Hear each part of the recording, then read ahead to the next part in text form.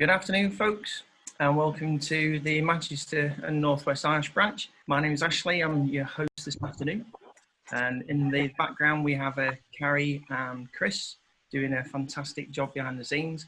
And a good friend of mine, Lee Williams, is going to take us through the drug and alcohol awareness session this afternoon.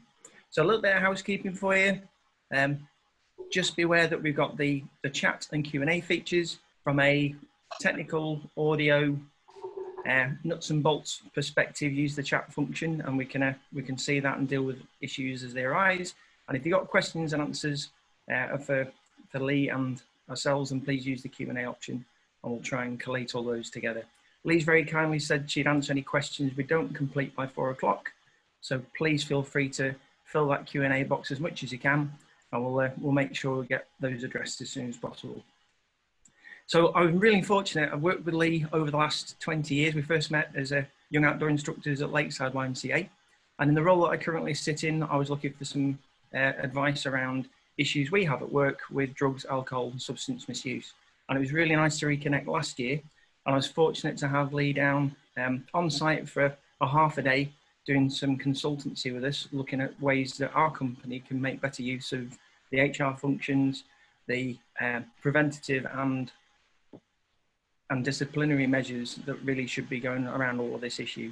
And with COVID being such an important thing, and it's now having just about 50% of the workforce back in work, but a significant number of those working from home, I thought it'd be a nice chance to have a think about things that might be of real importance to our home workers, but also to the bigger picture of people not being engaged, not being in work. And yeah, so that's why Lee's here. So just going to introduce Lee. Hi. All right, Ash. There she is. How you doing? Good to see you. Yeah, I'm okay. Thank you. Where are you today? I'm in Kendal, in Cumbria. Oh, fantastic, fantastic. And we've had a run through this earlier, and a really good presentation this.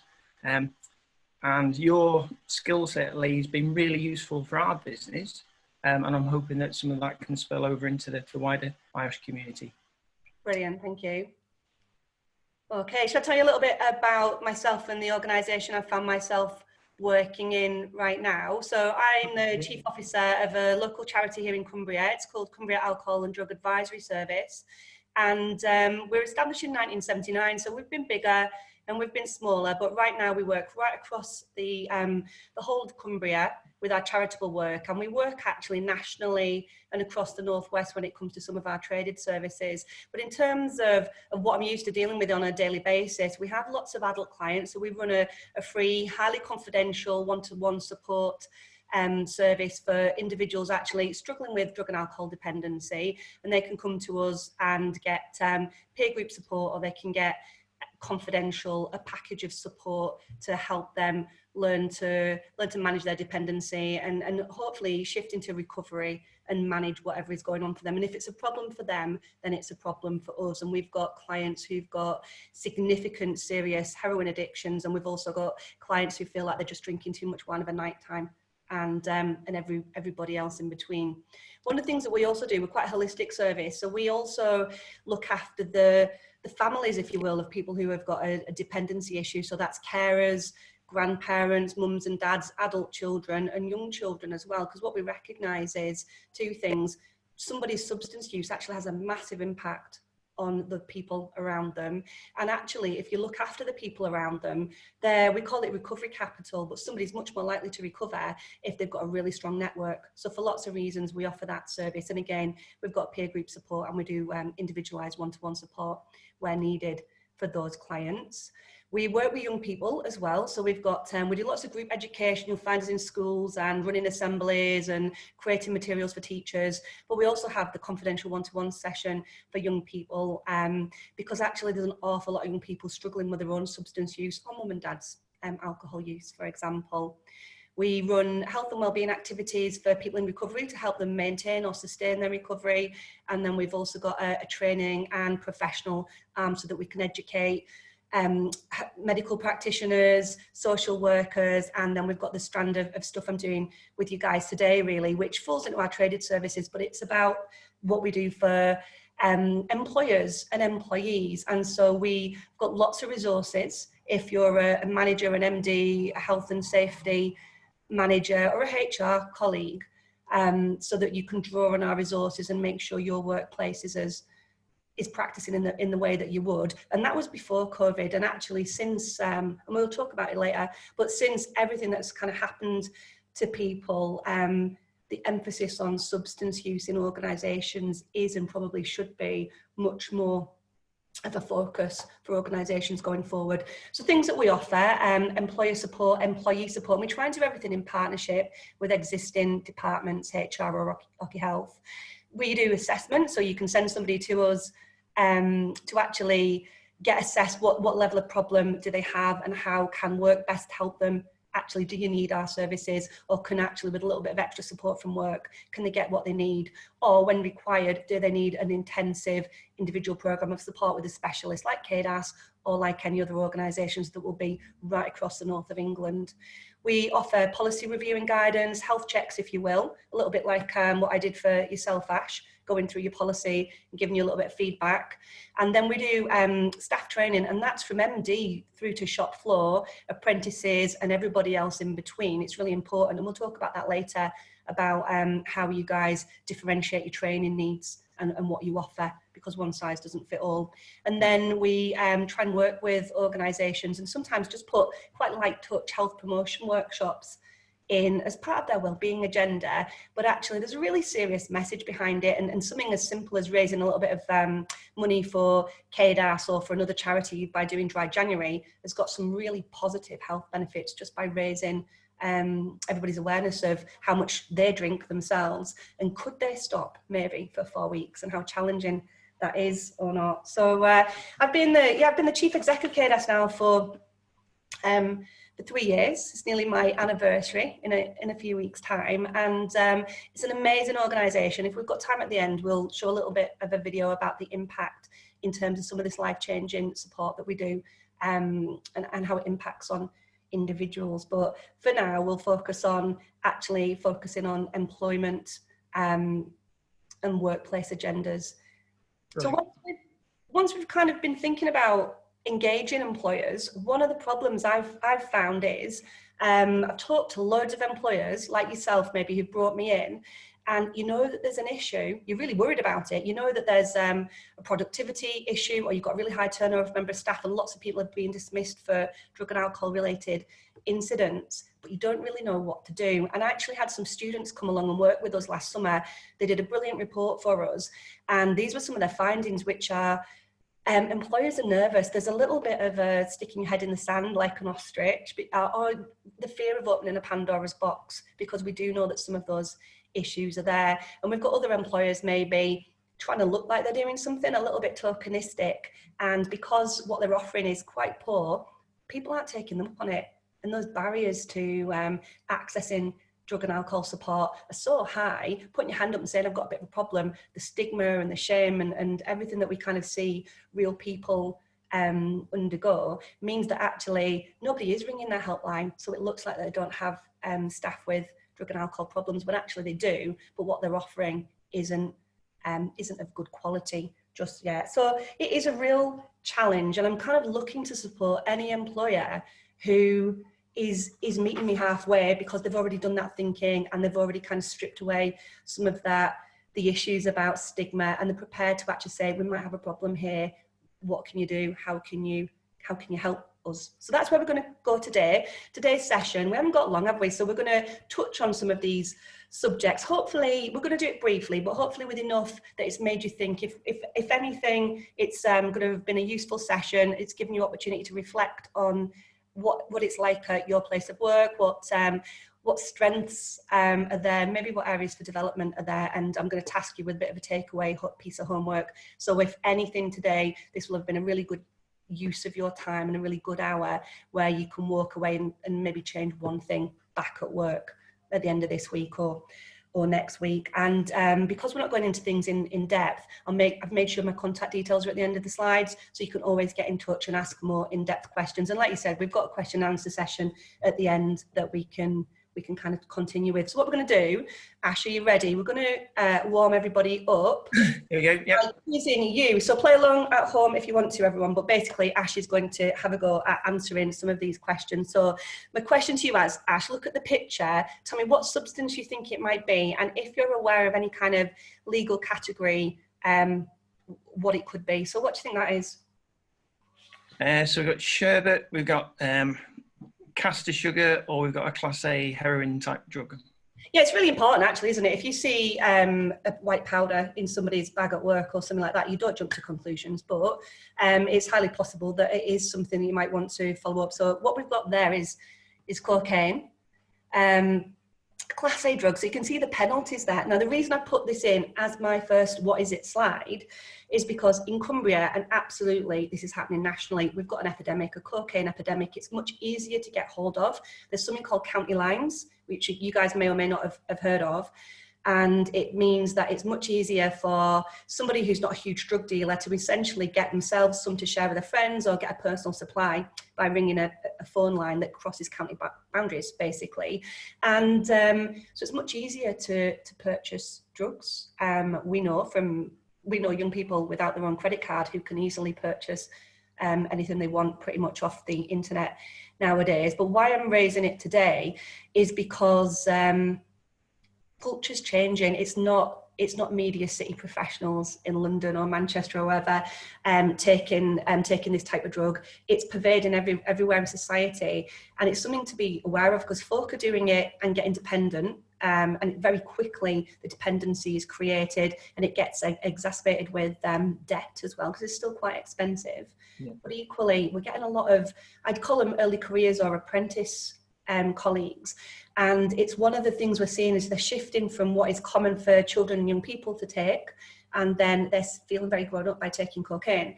And they're doing it because they've just got their first wage packet, they're living with mum and dad, they've got a huge supply of cash, they don't know how to spend it. And it's something that is of real concern and something that I think employers should be really vigilant about, actually. Okay, next one. What's this? Ooh, would that be the ganj? And a little bit of, yeah, I think it's ganja. Yeah. Okay, cannabis. Now, the cocaine was a stimulant, and you can have opioids, depressants, stimulant, hallucinogenics, and people take drugs for different reasons. But depending on how you take or use cannabis, it depends on how it makes your body feel. So a Class B drug, and again, another really relevant one. So in CADAS, our biggest substance is always alcohol, has always been alcohol, maybe will always be alcohol. And then lots of people use substances, polyuse, we talk about it. So you don't tend to just use one substance only. So we see a lot of cocaine use, a lot of cannabis use, and a lot of alcohol use here in Cumbria. And I can't imagine that we're much different to anywhere else in the county. So it's really important to kind of be aware of what the paraphernalia looks like as well. If it's your job at work to be vigilant about these sorts of things. And what we do and what you should be able to access anywhere that you guys work is drug awareness courses where you can talk about, you can look at these. We've got drugs boxes that we bring out to training courses. You can actually have a look and touch all of this stuff. And we've got, obviously it's fake, but we've got examples of what the substances actually look like. So if you are in a position where you might be able to spot something, you're a little bit more informed, A, about what it looks like, and B, what some of the behaviours, how somebody might kind of display if they've taken some, so that you can be a little bit more alert to signs and symptoms. Yeah, that sounds fantastic, actually. Okay. Do you know what they've all got in common, or what substance that is? It's kind of the old glue sniffing type thing from way back being a youngster. Yeah, there's some glue there. There's a can of nitrous oxide, WD-40, some Zippo lighter fluid, a sharpener. So actually, a Sharpie. So volatile substances, we call this volatile substance abuse, and it's about solvents and aerosols. So as you can see, actually, this is legal. So it's prohibited, and there are some rules about how many cans of kind of lighter fluid a young person can buy in a shop, for example. And the reason that I've pulled this one out to you guys today is I need to let you know this isn't the domain of the young. It isn't just for kids, and we're finding more and more adults choosing to use this type of substance. And it's not gone away, actually. I remember as a kid from the 80s, glue sniffing was huge, it was rife, and then it felt like it had gone away. And ecstasy was huge. Actually, now as an adult working for a drug and alcohol organisation, I can look at the stats. And for the last 30 years, year on year on year on year, more people have died of volatile substance abuse than ecstasy, time and time and time again. So it's more about the awareness of it and the high profile press and media coverage more than anything else. But this morning, Lee, on our walk around, we had a load of the little nitrous oxide pellets just in the car park. So loads of them. It's on the news all the time, isn't it, about all these, you drive into lay-bys now and you see carrier bags full of empty nitrous oxide canisters, and so it's absolutely fatal. The reason it's called volatile is you can't build up a tolerance to this one in the same way you can build up to other substances like alcohol or even heroin or opiates. So the 100th time you sniff or toot, and there's loads of little special names that everybody uses to do it, but the 100th time you might use a substance like this might be the time that kills you, and it can be fatal. Lots of fatalities because of the substance and the aerosol and what it does to you. And then lots of fatalities because of people falling into canals or bashing their head and being alone when they take it. So again, very secretive in terms of how you might take some of these substances. But it's something that I wanted to raise today because people are taking these. It's cheap, but also you can avoid detection. So in prisons, we're seeing a change, and we're seeing people use something called a synthetic cannabinoid, maybe instead of heroin. And it's much harder for us who do the testing to spot, and especially because that's synthetic. So it's a change in a chemical composition. So it's really hard to spot. But with this, it's in and out of your system quite quickly. So you might actually find some younger colleagues at work that actually they're abusing legal substances, and that's an interesting one, of course, because they're an adult and they bought it completely and utterly legitimately. Okay, last one. What have we got there, Ash? Well, I think we'll go for a bit of alcohol on that. Yeah, excellent. So we're hoping is tell us that's Ribena, or your boss isn't watching. Yeah. It could be one of the. It could be the Shiraz, or it could be a bottle of Ribena. But other brands are available. Yeah.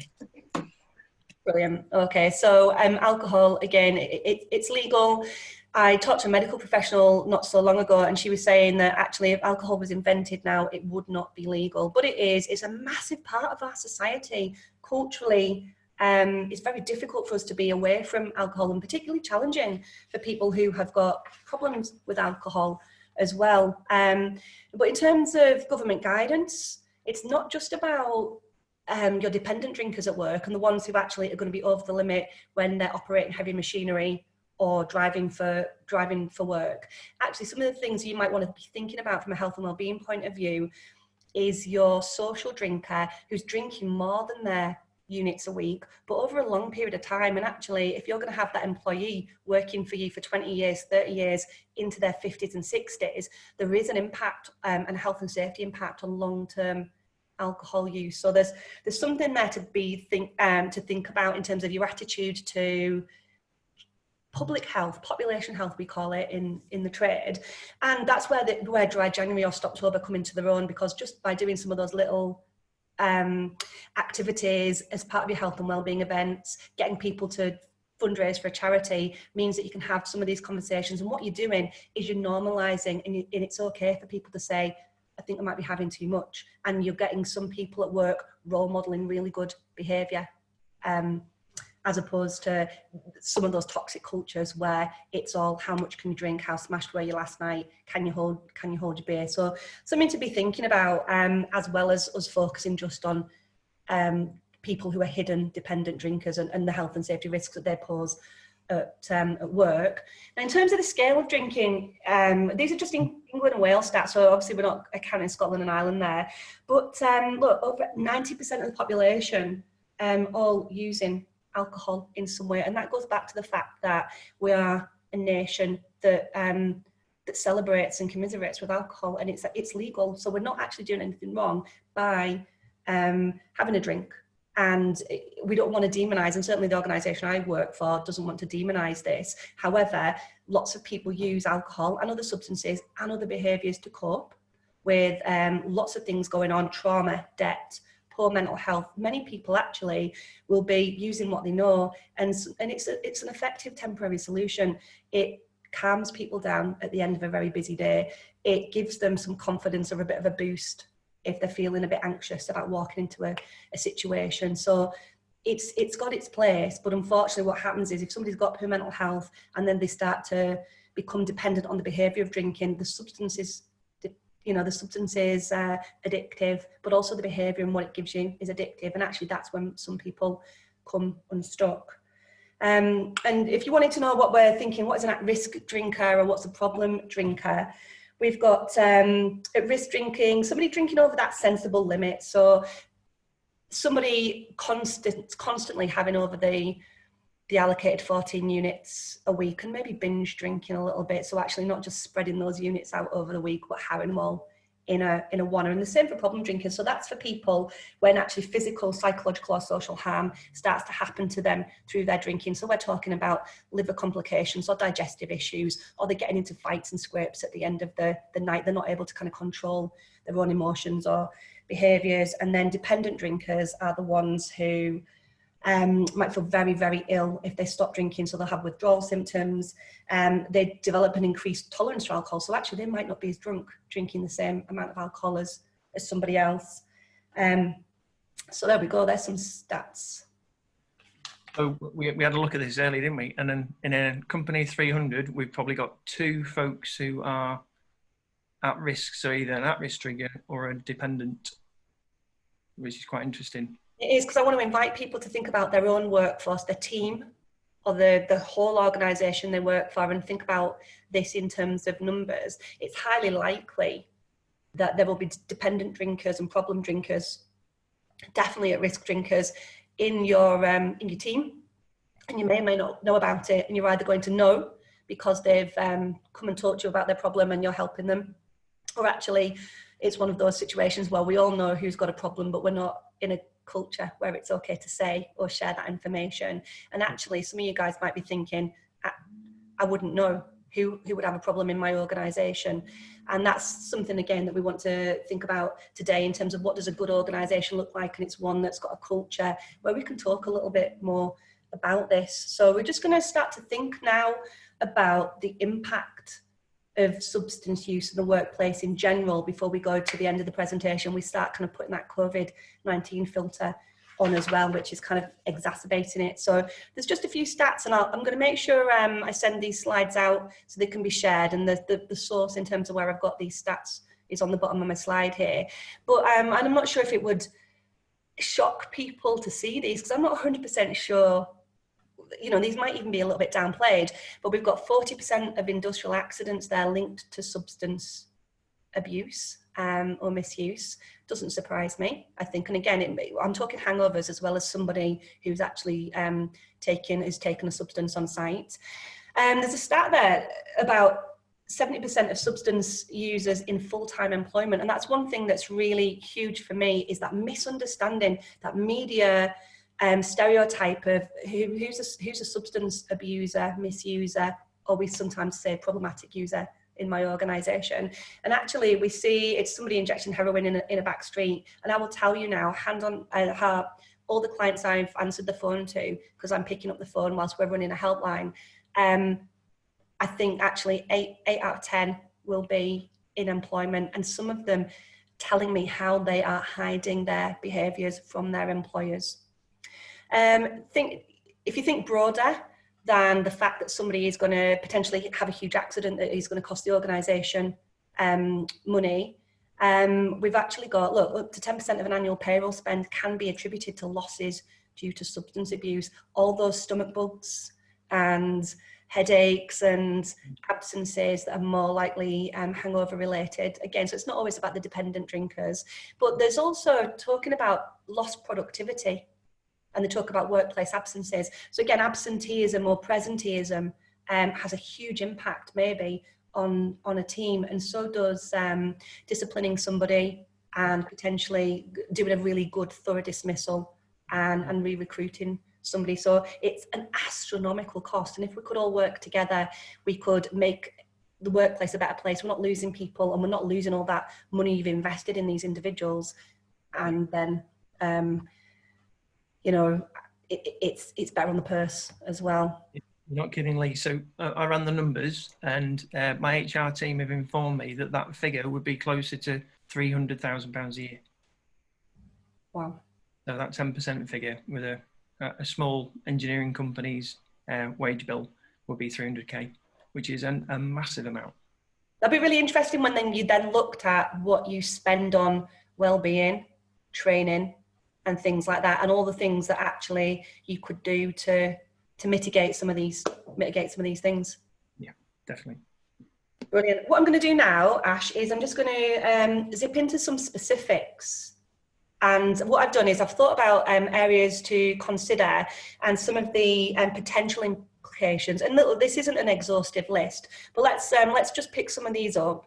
And again, in the Q&A, you can ask me some more questions, or you can actually just have a think about how does your organisation work and what else could you pick up as an area to consider. So we've got the area of hidden dependency. So that is somebody who is hiding their dependent use from their employer, possibly from their family. Personally, quite close to me, one of my family members we've got a hidden dependency issue in our family, which it's really difficult for me to manage as an individual. But again, when I'm picking up the phone to callers, I had a woman the other day, and she's managing to, it's her drug use actually, so cocaine use has exacerbated to a point she knows she needs help. Work don't have a clue, and she's managing to hide it very cleverly because she's relating to colleagues at the minute over Zoom and Microsoft Teams. Anyway, so the implications of somebody who's hidden a dependency is the fact that how they get into work in terms of their commute and how safe are they. We've already mentioned the constant absenteeism maybe of all their sicknesses and their illnesses, or are they turning up but they're not doing a great job? So they're present, but actually they're bringing the morale and the culture down, which is impacting the whole team, which costs the organisation because you have people who don't stay in the team, or actually the team just isn't as efficient. I've already mentioned the dismissal and cost to the organisation to replace, and there's a stat from ACAS that it costs about 30 grand to replace an individual. So that's from dismissal to recruitment, induction and training. And I guess with the other implications are you're never going to uncover those hidden dependencies if your employee assistance program remains tokenistic. So then we've got the issue of people actually bringing their substance in and using on site. So we've got the opportunity to mitigate industrial accidents if we can manage that use on site a little bit more. Now there's a HR drain in terms of resources as well. If you're thinking about what you would do to go around and swab sites on site, if you will, to find out actually is there evidence of drug taking on site. Some of the organisations I've supported were incredibly shocked when they found that out, and it influenced their decision to get more support for their staff when they did that. But there's the normal drug and alcohol testing. And also what I mean by retaining there is the HR drain. So if you're doing a random drug test or with cause and you're using an external organisation and they're going to take an hour and a half to get to you, you've actually got to kind of retain that member on site in a room where things aren't compromised. So it's a huge kind of resource drain for organisations. There's the issue of, in terms of using on site, about collusion and what culture have you got on site, and does everybody go for a pint at lunchtime, or do we cover up for one another? Do we buy and sell drugs to one another on site? Something for you to think about, and be really honest with yourselves as well. In terms of the implementation of a quality testing scheme, you really need to think about what does quality mean and what is tokenistic, and think about some robust policies and procedures that genuinely are fit for purpose and might stand up to scrutiny. A tribunal, for example, if it does list and lead to dismissal. And then also think about if you're trying to tackle users on site, do you test on a Monday morning? Are you brave enough? Or do you actually, and I know an organisation that deliberately tested on a Thursday, and everybody knew they tested on a Thursday because they didn't want to catch people out. So that goes down to culture, which is our kind of next slide really. So apart from the fact you might only part test, what about the judgment you're making about who you test in the organisation and who you don't? So actually, because it's more of a health and safety risk to test the guys in manufacturing, does that mean you're not testing the guys in the office with the same level of equity? And have we made a judgment there about the fact that it's more important to test one set of colleagues than another, or actually one set of colleagues are more deviant and the guys in the office don't take drugs or wouldn't be under the influence, for example? And that leads to a misunderstanding about actually who's a typical substance user. And I can tell you that whilst construction, manufacturing, the transportation industry, the more on message when it comes to drug and alcohol policy and procedure, some of the industries, medicine, law, for example, they have huge issues with drug and alcohol issues, but no cultural practice at all of recognising it's an issue and dealing with it. In terms of culture, you might want to think about, do you have a culture where older colleagues set quite poor examples for your younger, newer, early career staff? And do you have that culture of drinking where actually the Christmas party is money behind the bar?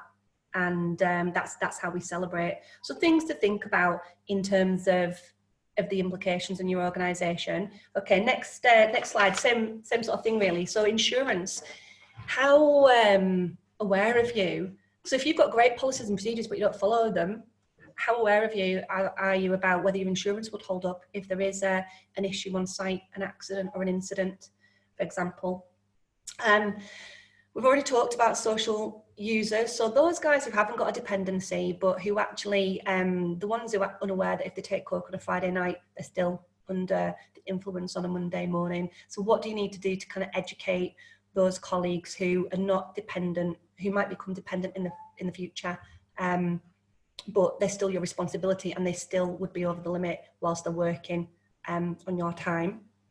I wanted to draw an issue that is very common in some of the colleagues that we support in industry here in Cumbria. There is a strong link between addiction and debt. So I've already mentioned that when I talked about cocaine, but operational risk in terms of your site security, we've got a lot of staff potentially open to corruption and bribery. So there's another kind of really strong driver there to make sure that you're aware of those links and aware of the impact it could potentially have, because that's huge, isn't it, depending on where you work and what you do. We've got the long-term health implications of staff. So we've got the fact that I don't think I'm retiring now, maybe till 67 or something like that. And it means that we need our workforce to be fit and well into their 50s, into their 60s, maybe. And if you've been drinking heavily since your early 20s, realistically, how much are you going to cost your organisation because your health and well-being is going to deteriorate whilst you're still in employ on work's time? So actually as an employer, what are your protocols about that? What are you going to do about that now to head some of that off at the pass and make sure you've got the healthiest workforce that you can? And then kind of finally, I wanted to acknowledge that some organisations would feel that they've got more of a responsibility to more vulnerable employees. And I'm thinking there about staff with mental health needs. There is a strong link between substance use and mental health, which I kind of mentioned earlier. And then young staff as well. So in my organisation, whilst my apprentices are employees and I treat them as such, I don't want to be done for age discrimination. I do recognise that they're a little bit more vulnerable, and accordingly we put a little bit more support in. And I think actually bringing a 16, 17-year-old young man or woman into a very adult environment, and again, you need to reflect on the culture you've got there. You need to really have a think about how you put some additional support in, because I'll tell you now, they will be absolutely vulnerable to substance use. If that's something that you can support them with as an employer, then I think it's a really amazing thing to do. Okay, so in terms of good practice, what I've done is on the left-hand side of the slide, it's the comments from the earlier slides. But I just wanted to pull out some of the good practice points, and I'm not going to just read them verbatim. But for me, one of the biggest things that you can do is think about a policy that balances the stick, which might be dismissal or increased enhanced drug and alcohol testing, with support. So with a carrot, try and find that balance. And I'm delighted to work with an organisation here in Cumbria. It's a massive organisation actually, and they did that. They came and commissioned us to do some work with them because they knew that they were going to up the frequency of their drugs testing, and they didn't want to catch people out. Actually, that was not a win for them to catch people. The win was inviting people to put the hand up and say, I think I've got a problem, and then actually they've worked with us And we have managed to potentially save them nearly £1 million if you use that ACAS stat, because we've managed to keep 30 people in a year in employ on an enhanced drug and alcohol screening program.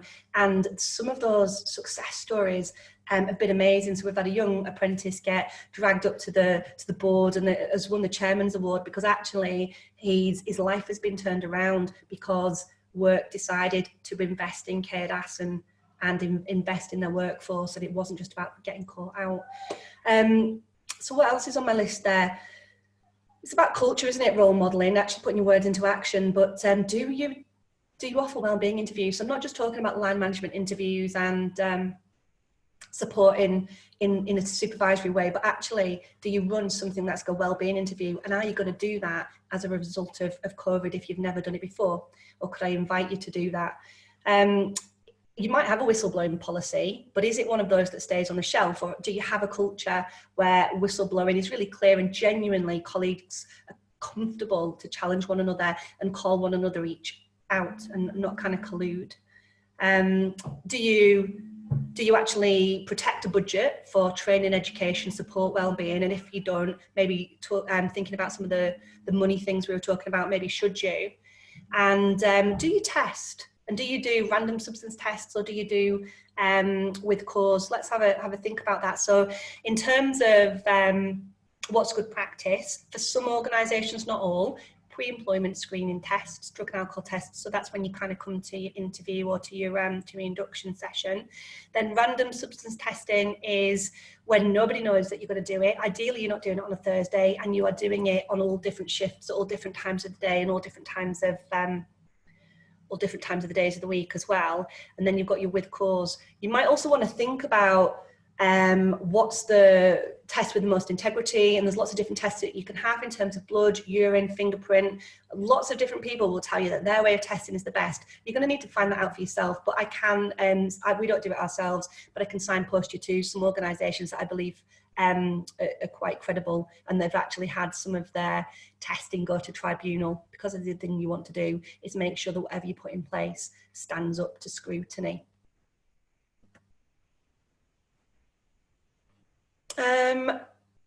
And then thinking about policy and procedures and vulnerable staff, do you go the extra mile? So have you got posters on the back of toilet doors? Have you got somebody at work who's responsible for health and wellbeing initiatives? The TUC do something called a Better Health at Work Award, for example, and there's loads of things out there that you can tap into. I've actually found, again, tokenistically, some organisations put somebody in charge of it, but then they don't give them any budget, which is really difficult. So again, good practice is buying into something and really believing it, and maybe it's starting at the top. And from a cultural point of view, role modelling great practice from MD down. How are we doing for time? Okay, I'm going to whisk through these slides. Ash, you need to jump in and stop me if we start running out of time. But you're doing great, mate. You're doing absolutely fantastic. Loads of good questions for you at the end as well. So you carry on. Well, what I just wanted to do is, and this is a health check for people who've got a drug and alcohol employee support package in place, or anybody who's maybe thinking about investing in one. So you're going to buy one, or you've already got one. Have a really good think about what specifically is it doing, what for the treatment of that addictive behaviour, of that problematic substance use, and have a think, what can you do to promote it at work? Because you can have a brilliant, like I said, somebody in Milton Keynes is on the phone, sat waiting, nobody's calling. You can have a brilliant programme, but if you don't promote it and you haven't got a culture where it's okay to phone that number, no one's using it. So what can you do to make sure it's not tokenistic? What can you do to raise its profile on site? How can you celebrate and not stigmatise somebody who's had a drug and alcohol problem, who might be brave enough to stand up and say, I had a problem, work helped me sort it out, and look at me now, I'm thriving. Can employees stay in work whilst they're getting some treatment? You need to know the answer to that. So actually, depending on what their duties are, can you reassess and amend their duties? Can you put some random drugs tested in place and keep them at work? Or actually, do you have to put them on gardening leave? And can you afford gardening leave as well? So lots of things to kind of think about before you put a program in place or purchase something in. Think about in advance how you're going to manage information sharing and confidentiality for example, between the employee, the external organisation, or the internal occupational health person and their manager, because it might be enough to know that they are committed and attending and improving, and you don't need to know the ins and outs of everything. And actually, in terms of promoting it, that would be an amazing thing for staff to know that the confidentiality was being upheld and work didn't have to know everything. They'd be much more, I think, up for putting their hand up for help and support. And then if you are going to do this, you want to have a real clear idea of how you're going to assure there have been changes or that there's abstinence at work. So actually, what are you going to measure? Are you going to do random drugs testing, and for how long after they've finished their programme of support, and when are you going to see it as a success? Do you use the Bradford scale? Someone can be able to correct me on that, in terms of managing improvements in absenteeism, for example. If we're thinking about training and awareness raising sessions, I've lost my bit of paper. I've already said this, please use different training for different levels. One size doesn't fit all. Have a think about what works best and when and how to deliver it. You're going to squeeze a load of training into a time when staff are really busy and they're not focused, or you're going to shut down manufacturing for a certain amount of time so you can really concentrate or focus, or you're going to put people on a bit of overtime so they can attend the training. And that's where the budget commitment comes in. Board and directors, I think they need training in terms of culture, and they also need training in terms of the impact and the big financial impact, because actually they're the decision makers and they're going to set the tone.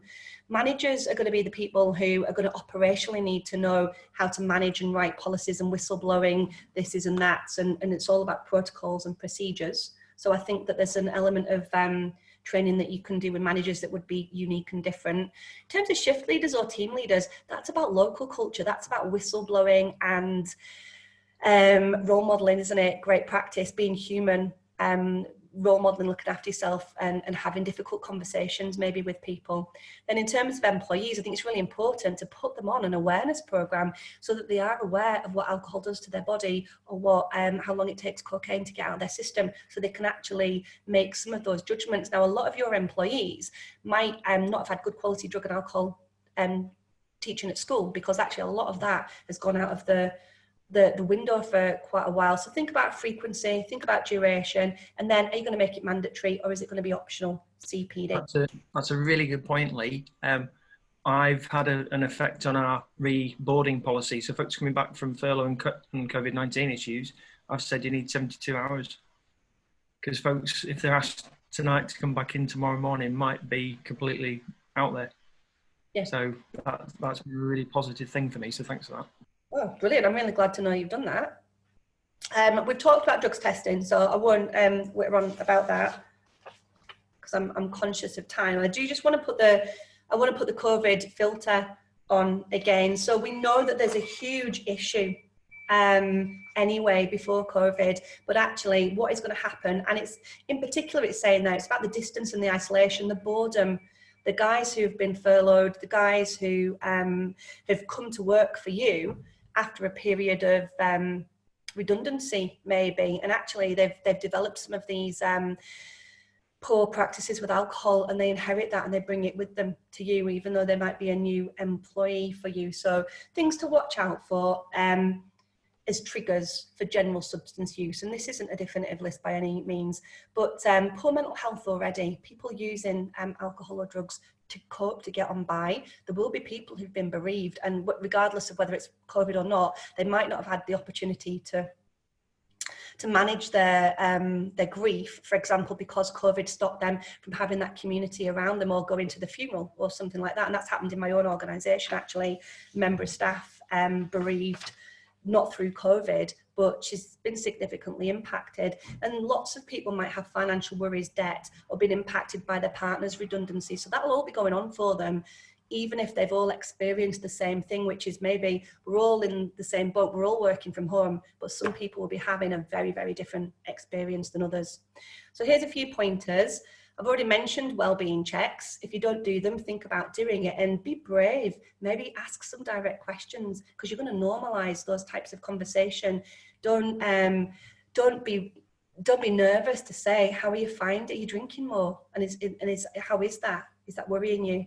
is that we're in your family. What you can't do, and we all do this, is we use our intuition, we use body language, we use the smell of alcohol in a face-to-face relationship to maybe alert our senses to the fact somebody might be under the influence of a substance. You can't see that as easily on screen. So what else can you rely on? What additional social and contact measures have you put in place to manage staff working from home who are feeling a little bit more isolated than normal? And actually, if you've already got staff in this chaotic environment and then you're changing their roles a little bit, are you practicing really good high quality HR practice, consulting them and giving them time to think about a role change so they're not lost their job, but now they've been asked to do something completely different in a different way? So are we doing that without applying that additional pressure on that's going to make them drink more of a night time? Or actually you asking them to do something where they're feeling unsafe and anxious, and all things that any employer, no matter what size of organisation you work for, should be thinking about. And equally, when you're going to start bringing staff back to work, you've already flagged up, Ash, to think about, you can't just say, I want you back at work tomorrow, please, because they could have been on a huge bender the night before. If you're going to go to the effort of changing your health and safety parameters anyway, and you're going to tell them, this is how you cook your dinner now, you're only allowed in this toilet, this is the new entrance, why don't you use that opportunity to think about adding in or shoehorning in some other health and wellbeing measures to help them manage the whole new, the new change at work and where they're sitting, and actually where they sit and what time they come in. To some people is really, it's really important. And again, to others it won't be. So not everybody's going to feel the same about these changes, and they're going to hide how they're coping about it, sometimes using drugs or alcohol. So what I'm thinking, just looking, amazing presentation, some really positive comments in the chat, so thanks, Kate. Yeah, Kate did a really nice one for you there, and Amanda Dowson, so yeah, you're getting loads of love out there, Lee. I've got some questions. Maybe if we do those questions, if we've got time, the video fits in really nicely just to bring it together. Yeah, brilliant. And what I'll do is I'm just going to put this next steps on. So whilst we're talking, people can be just reflecting, what can you do internally with the resources you've got in your own organisation? Where can you go for external help to review bits and pieces? Who's in your area? And then can you be smart about your one takeaway? So actually you do something on the back of this today. Brilliant. We'll go back to the video if we've got time. Brilliant. We've got, I think we've got about 10 questions, but we can clump a few together. So Paul's asked, is the use of drink and drug testing at work to be encouraged? And another Paul adds, heard the term balloon. Can you enlighten me about balloons? I'm not sure I said balloons actually, but was that in relation to maybe nitrous oxide? Maybe I did say that. So what's happening at festivals culturally, it's trendy to go to a festival and to take a huge big nitrous oxide. So at the minute you can see the ones in the car parks that are these tiny ones in carrier bags that you can buy off the internet. You can buy really big ones as well. And people will sneak them into festivals and they'll basically inflate a balloon and they'll sell it for £1 a go, and you can inhale the nitrous oxide in a balloon. So if that's what Paul was wondering about, I must have said that without realising. But what do you think about the testing at work? Encouraged, not encouraged? It depends on what you do. I think you need to do a risk assessment about the impact of what would happen if you didn't test. And I think that good quality testing is okay. Well, it's not, if it's a combination of deterrent and it finds things out, I think it's a good thing. What I don't like is tokenistic testing. I don't like people who buy testing kits deliberately from China so that they get a double negative on purpose, so it looks like they're testing and it's false. So if you are going to test, my ask is you go with a credible organisation, you really have a think about why you're testing and what can come of it. But honestly, I think that would you, if you knew that you were going into an organisation that genuinely practiced random tests and the consequences were severe, would you be more conscious about using drugs on site and what you did at the weekend? Of course you would.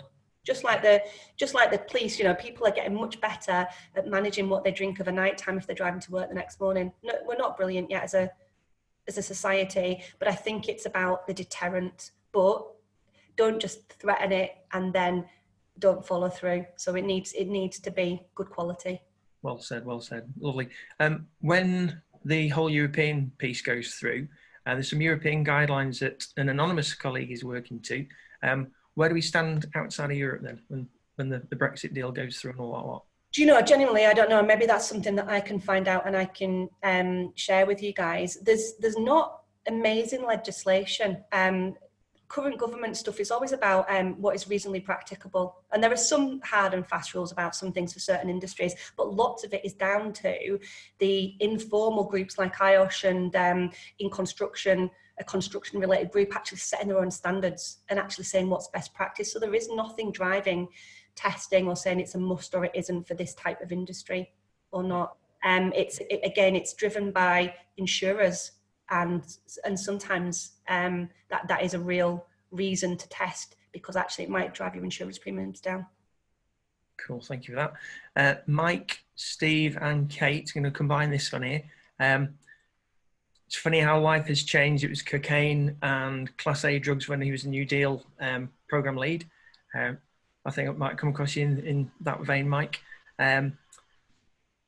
From Kate's perspective, volatile substances, can they be part of a substance testing program because they're in your body for such a short amount of time? And then following on for Steve, where do we stand on for cause testing when people are working from home?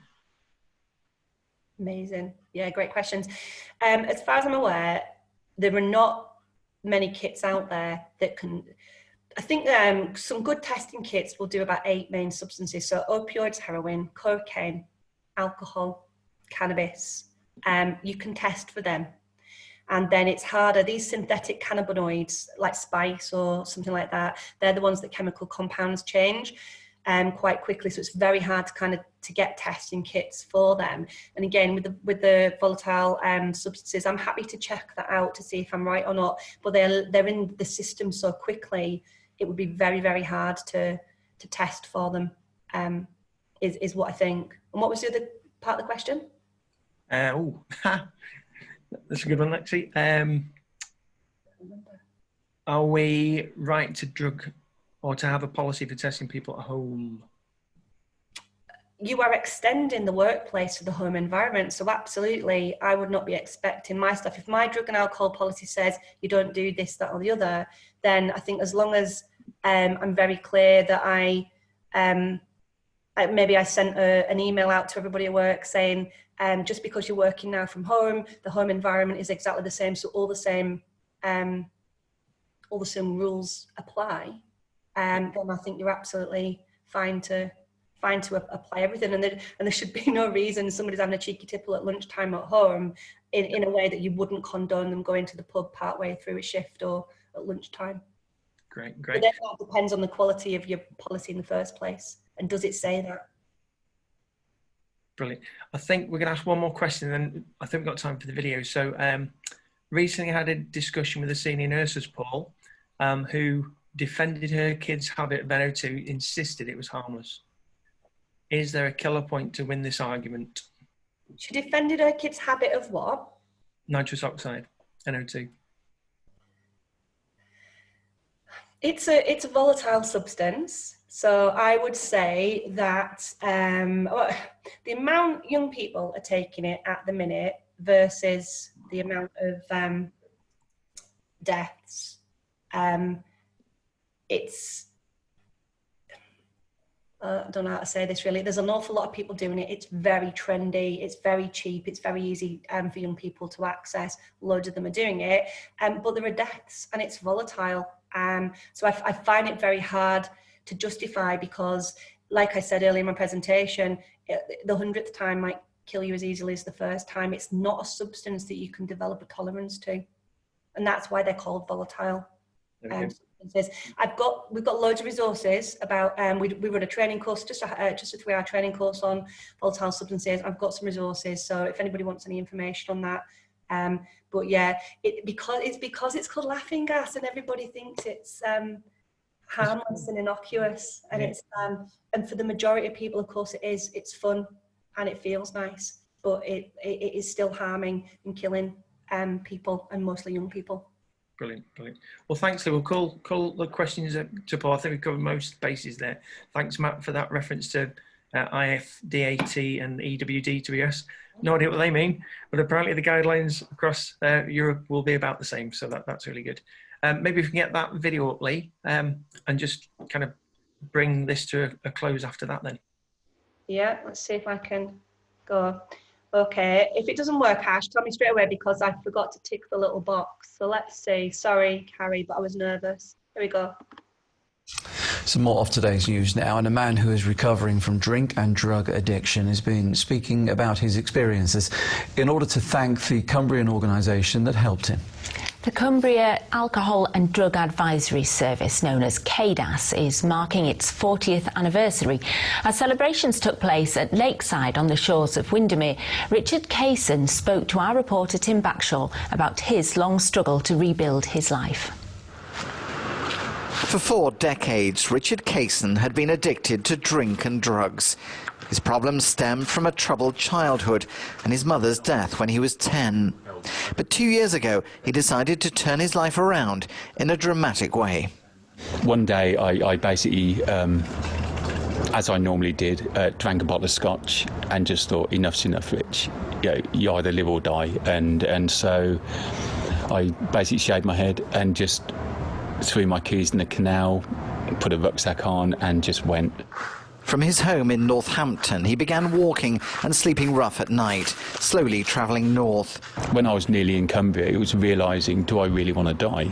Or how do I get better now? How do I look at my life in a more positive, proactive manner? How do I empower myself to get better? A homeless charity in Kendal referred him to the Cumbrian Drug and Alcohol Service, CADAS, which helped transform his life, as it has for many others over its 40 years.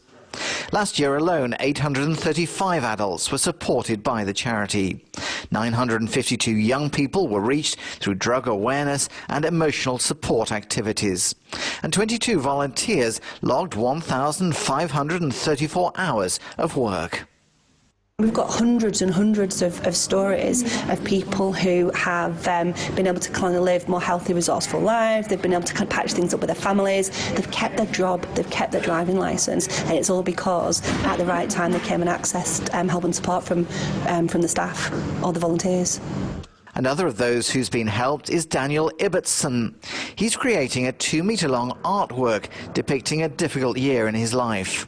The blue dots represent the days he struggled with alcohol abuse. For me, it was the best thing I did was to go and get help, and after that things have become more normal, you know, and settled as far as you know, the ups and downs that I used to have with drink. As for Richard, he now works for CADAS, helping others with similar problems to those he faced, and he can't speak highly enough about the service. I think it's life-saving. I think it's made me the person I am now. It seriously has. It's empowered me to take control of my life, and nothing now controls my life except me. In its 40 years, more than 15,000 people have been helped by its work and have reason to be grateful that it's made such a difference to their lives. Tim Backshaw, ITV News, Lakeside. That kind of sums it all up really nicely, doesn't it, Lee? It's fantastic, that. Now, I know I can get a hold of you because you're a mate and you're on the end of the phone, but thanks for putting the contact details up there. Just want to say a massive thank you so much for investing the time and the energy to make this one of the best presentations we've done. So thank you very much. And I've got your little cupcake because we'll finish that later perhaps. And maybe just go and hit a bottle of wine or a glass of whiskey. I'm not sure what your tipple is, but yeah, thanks. No, that's brilliant. If anybody wants to contact us, again, I'll get these slides to you, Ash, and your team can share them out. And then if you want to contact me, come and find me on LinkedIn as well, and it'd be great to make loads of contacts and see if we can provide some support to people. That's great. Thank you so much, Lee. We've got another couple of exciting things coming up in the background, folks. Committee meeting this evening. Our next Zoom is mental and physical wellbeing on the 13th of July at 2 p.m. That's the North West branch, and we've got another one in a couple of weeks as well. So thanks ever so much for your time. Sorry, Ash, can I just interrupt? We've got the Mute Masterclass next Tuesday as well from Nationwide Platforms. I was just scrolling through this one, find it, Chris. Brilliant. Yeah. That's lovely. So yeah, plenty of stuff going on. Massive thank you to Carrie and to Chris in the background. Big round of applause to Lee. Thanks, folks. Stay safe out there, and we'll catch you later.